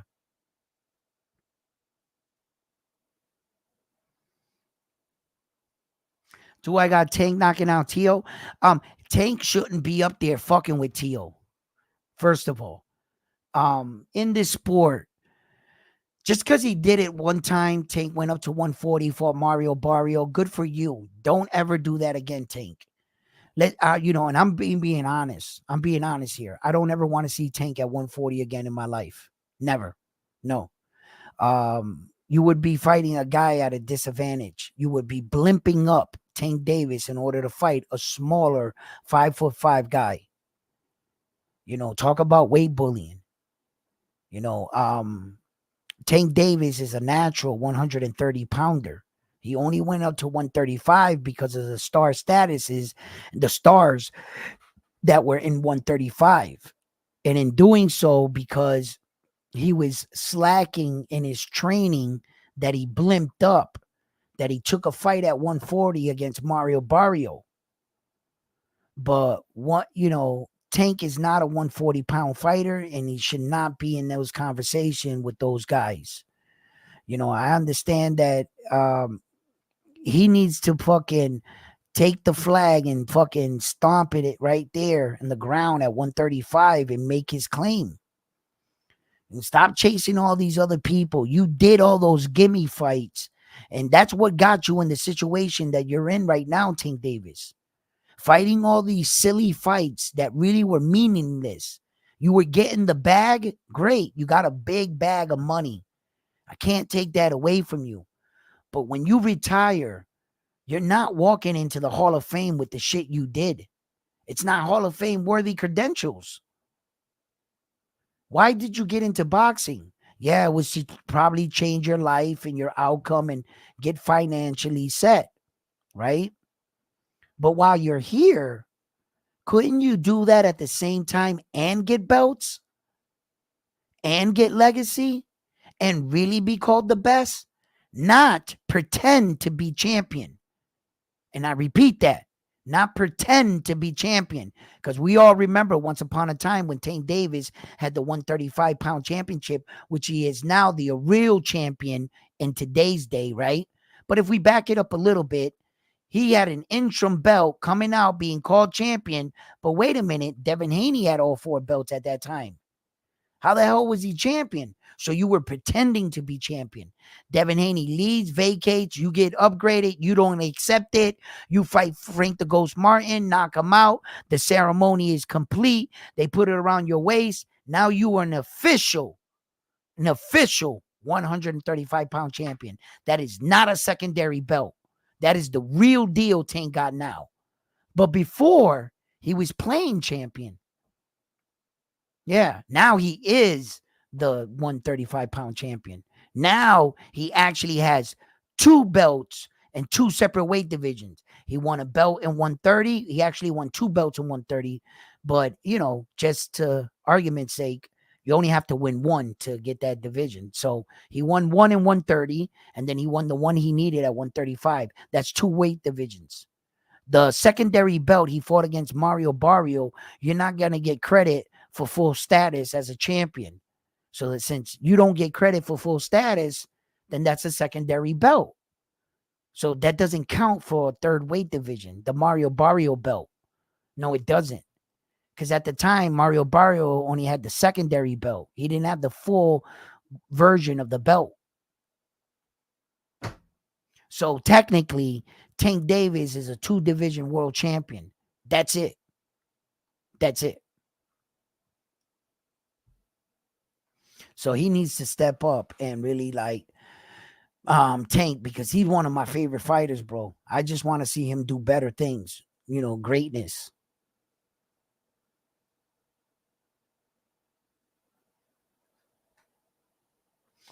What is he saying? I know Shakur has half countrymen and Rican, but he will run from Tank. No one wants to see that. He's gonna run from Tank. Um, that's why Tank Davis's coach Calvin Ford doesn't really want to fight against Coors. He's not worried about Tank not fighting him. He's just worried about fucking Shakur running. That's what he's just. He doesn't think it'll be a great fight, and he thinks that Shakur is gonna try to like, do what Shakur does, box. In boxing, just boxing, even at the highest level, it's not always entertaining. You have to be a boxer and a closer. You have to be able to. You have to know how to close the show, and I think that Shakur got to work on that, and not just settle into the fight. Oh, I've been winning 7 rounds already. Let me just coast the rest of this fight out. You know, no, he has to be like, see, like Naoya Inoue, Terrence Crawford, those kind of fighters. They're always in there mixing it up, but they're looking to finish the fight. They're always looking to try to finish the fight, even if they were winning the fight. Look at Naoya Inoue was fighting Stephen Kubo Fulton. 7 rounds he was winning straight shutout dominance. Wants to knock him out in the 8th round, right? Like, it was like he didn't have to take those chances by that point. It was a complete shutout. He could have kind of like shifted down in second gear and coasted at that level, but he didn't. Those are special kind of fighters that are trying to like, they care about their performance. They care about what you think about and how you tell the story, or when you talk about their fighting. And these kind of men care about that. Some men will just, they'll be like, oh, I'm winning. I'm gonna coast out the rest of this fight. Maybe those, you shouldn't have that kind of thought process. Never even thought that was a situation in the fight, an opportunity. Like, oh, let me coast this. Nah, hell no. I'm gonna try to knock this dude out. Like,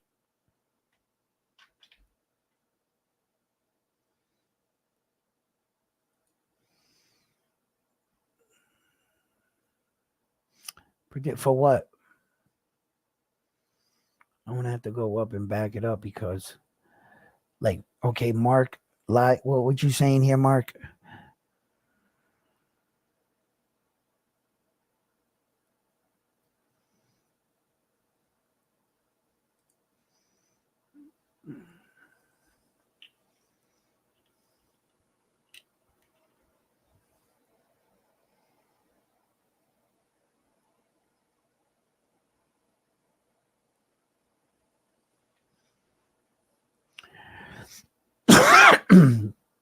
What's up, guys? Everybody in the super chat, thank you for liking and subscribing to the channel.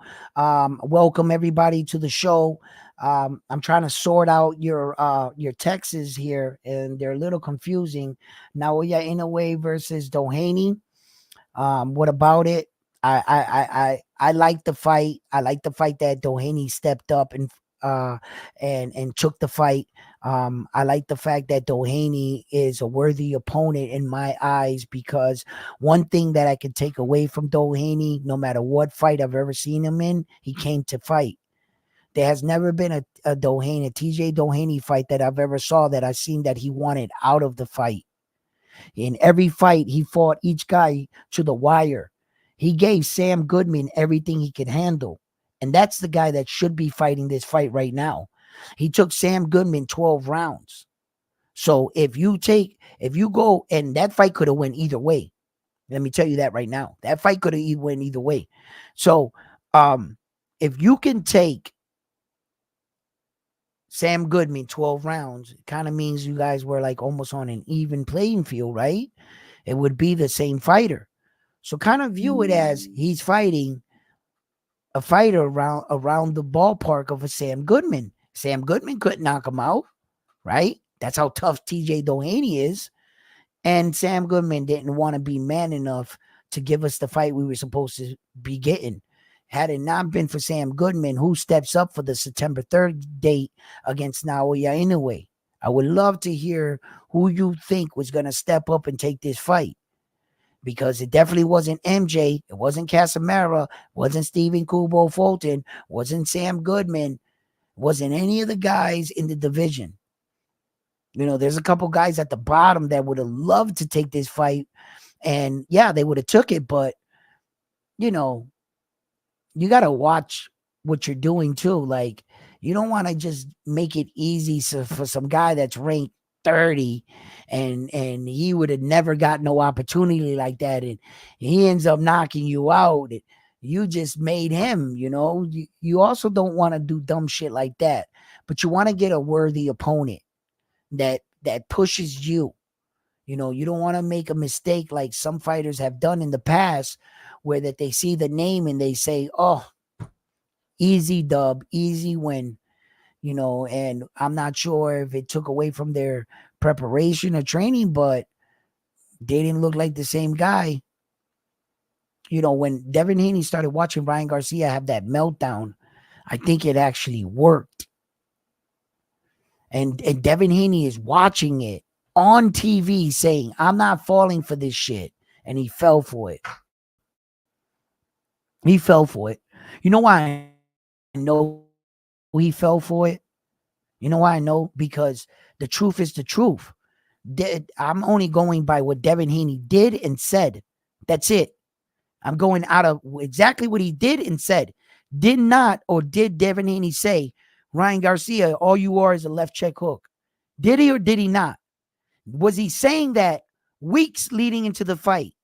Did he criticize him for only having a left check hook, fighting Tank Davis, Luke Campbell, all his fighters? What they say about Ryan Garcia? All he had was a left check hook. Okay, Devin Haney, out of your mouth, you admitted that you knew he had his most dangerous punch was a left check hook. In the first round, in the first exchange, he hit you with what? A left check hook? You knew what he was doing, and what were you working on? What was your counter to his left check hook? What were you working on? I'll tell you what you were. You weren't working on shit. You thought you were the superior fighter, and you thought that your talent alone was going to block that simple-ass left check hook that you know it's coming. You didn't have a plan, Devin Haney. You didn't work on anything. What you did was stay in shape. He did. He stood in shape. Worked out, did his push-ups, did his sparring, his mitts. No game plan. No game plan. You wasn't working on any counters for Ryan Garcia's left check hook. You weren't working on any defensive strategy for Ryan Garcia's left check hook. But you knew what he was going to do. He fell into Ryan Garcia's hand. He fell for that meltdown. Yes, he did. He hook, line, and sinker. He didn't even think Ryan Garcia was going to show up to the fight. Remember at one point in time, the Boxing Athletic Committee was questioning Ryan Garcia's mental health. And Ryan Garcia said, yo, I never try to hurt myself, and I never try to hurt anyone else. I never try to hurt myself, and I never try to hurt anyone else. So as long as I'm not hurting myself or threatening to hurt anyone else or being this, to hurt anybody or my safety, then I can say whatever the fuck I want. Can I? They say, yeah, you're right. He said, continue with the fight. Because even though he was acting crazy and saying crazy shit, Ryan Garcia wasn't legitimately doing anything. He wasn't attacking anyone. He wasn't trying to kill himself. Devin Haney fell for it. He fell for it. That's the truth, whether you want to admit it or not. because just do your own detective work, bro. If you knew what were your measure, what was your counter, what was your strategy, what was your defense for the left check hook you knew was coming? What did you know? You thought you were that good that this guy was falling apart. You were gonna come in there, just be yourself. You needed no plan. Just stay in shape. That's what he did. That's what happened, bro.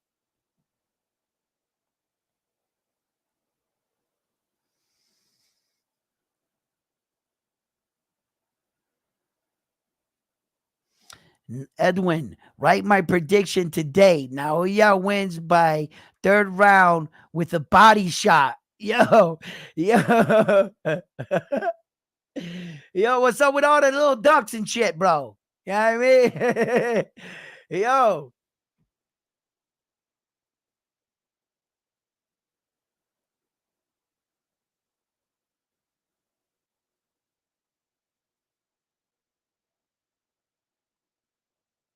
Oh, listen, Carlos. Yo, Bam Bam. Well, I see how you acting right now, Bam Bam. Yo, Carlos, you want to see Haney flashing any jewelry anymore? No, no, no, no, no. Damn it.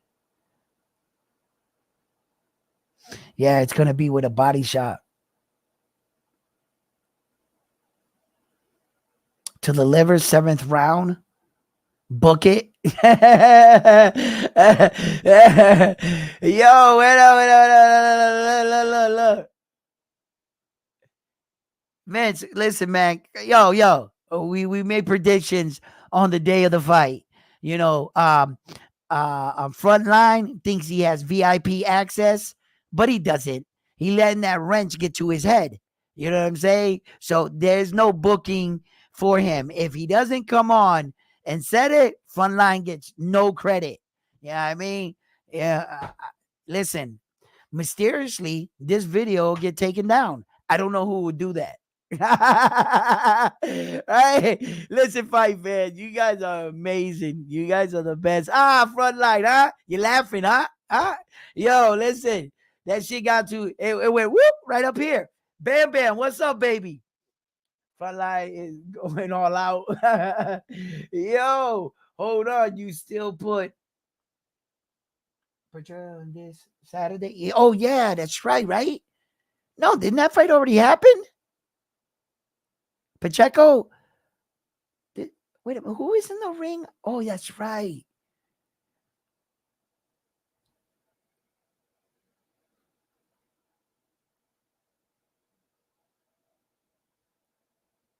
You can only place the bets on fight night. You gotta be around. You gotta be here.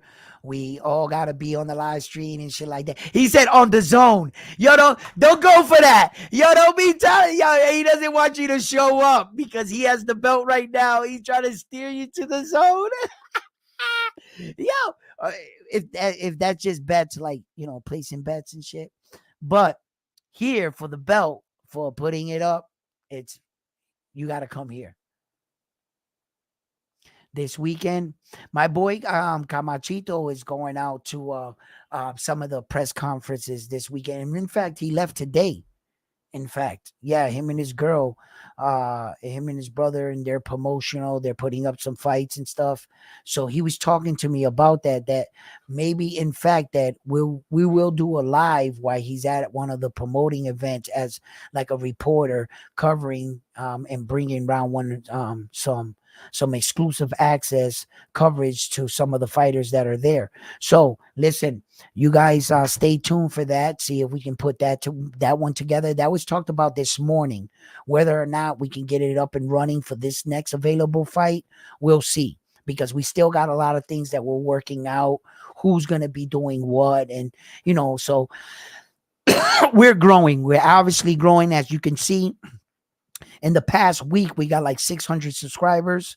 So people obviously like what I'm putting down here on the show, and all of us, and the energy that we building. And I bring a safe platform where you can come on and you could talk about any of your fighters, and you're going to be okay. I'm not going to sit here and criticize you and tell you that you're wrong or try to sell you. We could sit here and talk about boxing as men. You have any questions and you feel strongly about one fighter, who am I to take that away from you? When we share the same vision for a sport we both care about, right? So, fight fans, listen, guys. Hey, Vince, what is? Yeah, he is still undefeated. As far as records go, Devin Haney is still undefeated. As far as the public, that ass whooping Ryan Garcia put on him will never be forgotten. I don't care if you paid anybody to take it off, or you went to court, or he popped positive, whatever the situation was. Uh, you know, I looked over everything. Ryan, bottom line is he popped positive, and for the punishment, they took away the victory and they took away the loss. Yeah. So, justice was handed out for Devin Haney, but that still doesn't take away what happened in that ring that night. It might not count, but I wish that you can take that beating away from Devin Haney. He never experienced that. If you can't take that away, that shit happened. It might not have happened legit. It might not be on a record book, but if I want to, I could go watch the fight right now. Tell me what my eyes tell me. No, that was a real fight. That actually happened. So, no, on the record books, he's not undefeated. I mean, he doesn't have a loss. He's undefeated right now. As in the record books, he is undefeated. Yes. But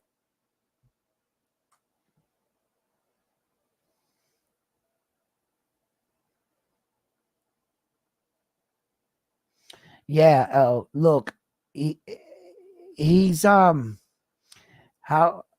was someone cheating on drugs? Look, Ryan Garcia got tested positive for banned substance. He obviously took it to trial. A sanction was handed out. Ryan Garcia was punished. He was suspended from boxing for a year. They overturned the decision, and here we are today. Now Devin Haney is scheduled to go on to his next fight, which we believe that it's going to be Liam Paro. Sources tell me behind the scenes that they're really trying to iron out all the details, and that Devin Haney would have to go out to Australia to fight him. There was one rule that was in place there that I'm just notifying you guys about, and I'm calling it right now. And I'm telling you, you heard it here first, because I legitimately figured this shit out in the WBC structure, under the rule that he's a champion in recess. It's going to give him the ability to fight for unification under the rules of a unification, which is going to put that he doesn't have to obey by the 10-pound rehydration call on a unification fight. If you were just fighting like Liam Paro for the belt, you're going to be held to the 10-pound IBF claw. On a unification, because of the fact that he's a champion of recess, he's going to use that under the rule structure to bypass the 10-pound. Watch, I'm trying to tell you. And you can do it. You can do it. This is not nothing new. They're going to try to make it like it's something new. Like, remember when Tank Davis said, "Oh, Devin Haney, you're the email champion." Well, in fact, Devin Haney was not the first person to ever be notified via email that he got upgraded for a belt. No, he was not. He wasn't even like the 100th guy. They've done that for a long time. Tank never was aware of some shit like that. And when he said it, it made it sound funny, and it rocked fucking Devin Haney for a little while. And everybody was calling him the email champion, right? But no, that he wasn't the first person. So there are a lot of things that happen that you're gonna, from the outside looking in, and you're gonna think, no, no, but they're not the first. So yeah.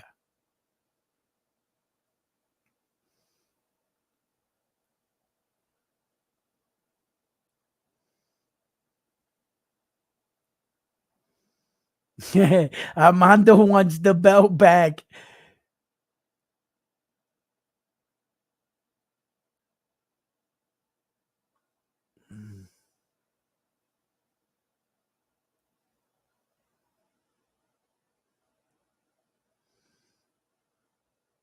Yeah, guys. Listen, guys, I've had an amazing night right now, and I'm about to cut it short right here. Well, not sure. We've been on here for quite a long time, but I just want to let you guys know that you guys have made this night and this show amazing. I always love chopping it up with you guys. I just can't wait. So if we have fights, scheduled for this Saturday, I got to keep track of all my fights again.